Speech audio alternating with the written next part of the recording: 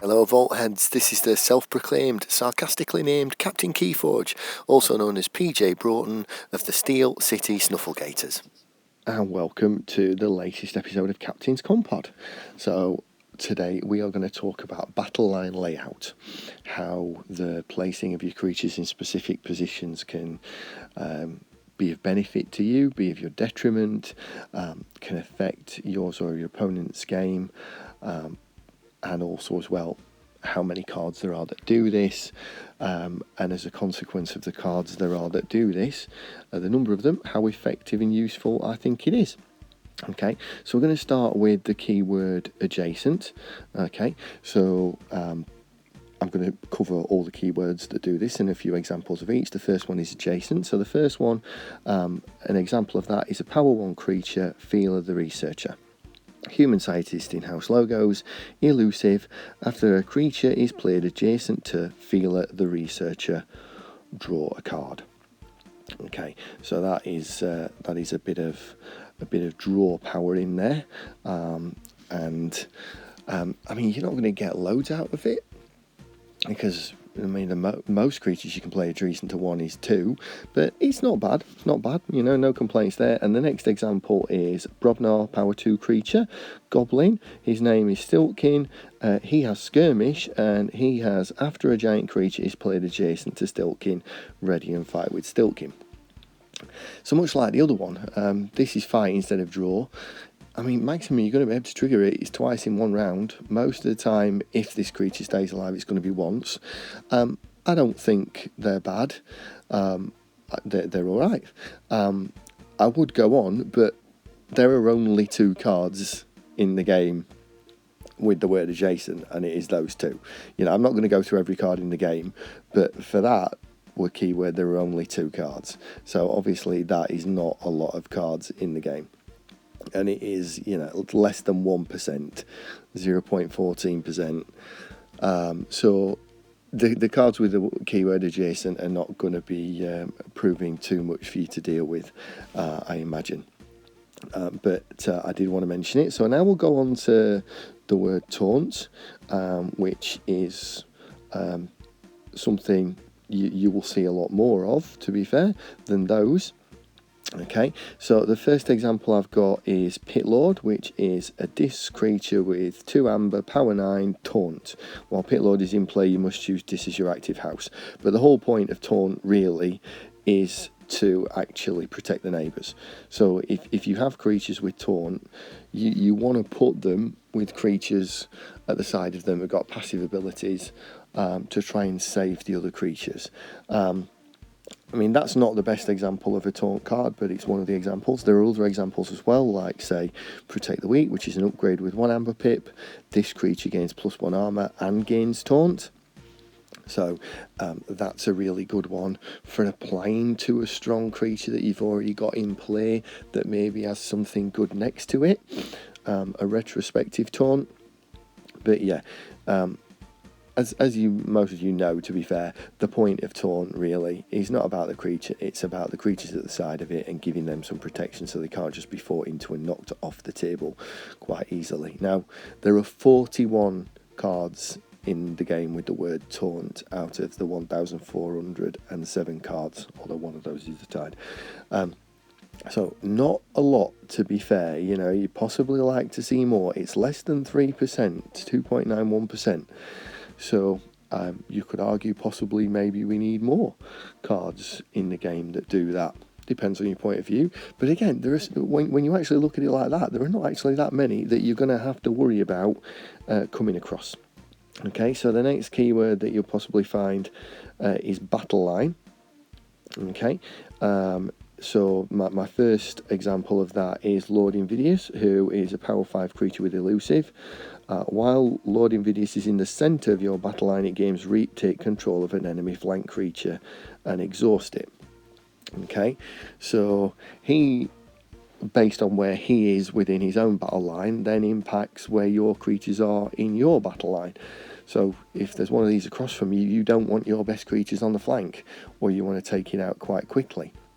So that's one example of creatures with battle line. The next example is Code Monkey. Okay, so Code Monkey is a power 3 creature with deploy, so you can deploy it anywhere. Play, archive each neighbouring creature, so it archives the creature on either side of it when it goes into play. And if the creatures share a house, gain 2. So obviously if you've got this guy, you want to have 2 creatures next to each other from the same house, preferably with good play abilities that you can put into your archive and put down again. But I mean, those two things are quite different things. Then we've also got another example, an upgrade, transposition sandals, Bip of Amber in logos. This creature gains action, swap this creature and another creature in the battle line. You may use that other creature this turn. So it swaps the battle line, but it also gives you a little bit of house cheating. So the battle line effect on that card's actually really, really minimal. You mainly wanting it for the house cheating. But again, a few different examples there of a few different things that impact on the game in different ways. Now again, cards with the word battleline, there's 41 of them. 20 of the 41 are cards with the word deploy, such as the Code Monkey that I've just shown you, or Ghost Hawk, for instance. So, I mean, again, as you saw on the previous one, that's not a big percentage, less than 3%. It's 2.91% again. So, yet again, you're looking at that amount, that number, and thinking, not massively important. 2.9%, is it? You know, that's not going to affect you much. Then we're going to come on to the keyword flank. Look at a couple of examples of that. Talk about that one as well. We'll find more of these. So the first one is Chimor Eclipse, which is an action card in Shadows. It is return. Shuffle each flank creature into its owner's deck. So it's going to take out your flank creatures and your opponent's flank creatures, but it's going to bring them back because it's not destroyed. It is put them back into their deck, which, I mean, if it's Infernuses on across from you, it's a curse. If it's Infernuses or Ronnie Wristlocks on your side of the board, it's probably a great thing to do. And then we'll look at another example. This is another action, Hand of Dis. In Dis, destroy a creature, not on the flank. So that's destruction of a creature, not on the flank. So you can see how, say for instance, you've got a Niflkong on the board. If they've got Chimor Eclipse, you specifically do not want it on the flank. Whereas if they've got Hand of Dis, you specifically want it on the flank. But obviously you can't put all your creatures not on the flank, and you can't put all your creatures on the flank. So it's interesting where you decide you want to put them. So cards with the word flank, there are 54 cards which have the word flank in them out of the 1,407 cards again. So again, as a percentage, it's still not a massive percentage, 3.83%, less than 5%. So again, from a statistical point, you're looking at that thinking, again, that's not a big number. This is not going to absolutely make life difficult for you. So then we'll go on to the final one for me, which is Neighbour. And we'll look at a few examples there. So the first one is Group Think Tank, which is a logos power 4 creature with 3 armor. Action, deal 4 to each creature that shares a house with at least one of its neighbours. So if you have put all your creatures of one house down next to each other, which happens a lot, to be fair, because of the way we play cards out of hand from houses, it's difficult to play around that one, but at least that is an action. There's a card like it that has a playability that does the same effect, which is a bit of a nasty one. Then there's also another card, another example, Grand Melee. So that is a Sanctum card that came out in Dark Tidings. Play, destroy each creature that does not share a house with at least one of its neighbours. So that one, that's the flip side of that. So again, if they've got the group think tank or the mini group think tank, you do not want to have creatures of the same house next to each other. If they've got Grand Melee, then you absolutely do want every single creature that goes down to share a house with one of its neighbours. But there are other cards that interact with neighbours as well in terms of what they do. There are 113 cards with the word neighbour across all the sets of with the 1,407 cards, which is 8%, just over. Okay, so that is a bigger impact. So that's something that you're going to see a lot more and have to deal with a lot more. So, battleline layout. What are my opinions on it? Well, I'll tell the truth. I was going to come on here and go, I think it's very important. But I look at the evidence and see if the evidence backs up my assumptions, and then be brave enough to say, yeah, I was right, or no, I wasn't. And I think the evidence disagrees with me, to be honest. The evidence says actually probably about 10 or 12% of cards interact with where you place your creatures on your battle line. So it was something that I think about. It's something that I try and take care with while I'm playing, but actually I don't think it's as important as I previously thought, having looked at the volume of cards there are. I would say there are things to be aware of. If we're going to be playing sealed at the moment, likely it's going to be in the set Dark Tidings. If you see Sanctum across from you in a sealed Dark Tidings event, make sure you put your creatures next to creatures from the same house in case they've got Grand Melee, and in case they use that to board wipe you, because they're going to have that information, and you're not. And equally, if you see them deliberately putting all the creatures, everything's in blocks of 2s and there's nothing by itself, they've probably got Grand Melee. So play around it. I mean, equally, if you were going back to the set with the mini group think tank, which is the play deal 4 damage to every creature that shares house with one of its neighbours, there, if you see logos and you see them deliberately making sure, when you look at their battle line, it doesn't look like any of the creatures share a house with one of its neighbours. They've probably got a mini group think tank and they're probably setting that up against you as a wipe to hit you with.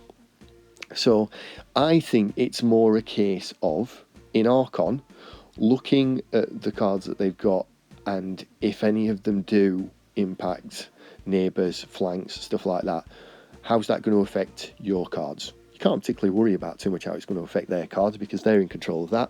No point worrying about things you cannot control, but certainly worry about what you can control, and you can control where you put your own creatures. Like I said with the Hand of Dis, I've deliberately played a game with Niflkong and kept him on the flank because my opponent had Hand of Dis and they weren't going to take out Niflkong with Hand of Dis, and deliberately kept him there because of that card. That is the kind of thing you can control. So no, I don't think it's massively important. I think it's an interesting aspect of the game. I like that there are things that mess with it, interact with it, buffs that you get, things like taunts, or cards that give neighbours extra power or give neighbours skirmish and stuff like that. I like it, but actually I don't think it's massively important. It is just something to be aware of, something to more about really assessing the cards. If in Archon you're looking at your opponent's deck list properly, you should be picking this up. You can't do that in sealed, but if in sealed you are truly competitive, you are going to be aware of the cards in the latest set. Certainly the common ones, maybe not all the rare ones, but certainly the common ones, and key board wipes like Grand Melee in Dark Tidings. I mean, Dark Tidings, there aren't that many board wipes, certainly not ones that are based around destroy each creature. They seem to be a lot more damage based than destroy based. So a card like that says destroy each creature, if they've got Sanctum and you're playing sealed, make sure your creatures share a house with one of their neighbours. So yeah, that's my assessment of how important I think Battleline is. I'll be honest enough to admit that I thought I was going to be saying it's a bit more important than I have actually said, but I'm certainly glad that I've done the Commpod, and as ever I'd love to hear your thoughts through Twitter, through Facebook, through email, in the comments section. Please feel free to follow, like, subscribe, do all that good stuff. I thank you very much for staying with me to another all the way through to the end of another episode of Captain's Commpod. I hope that you'll join me for another one, and as ever, may the Forge be with you.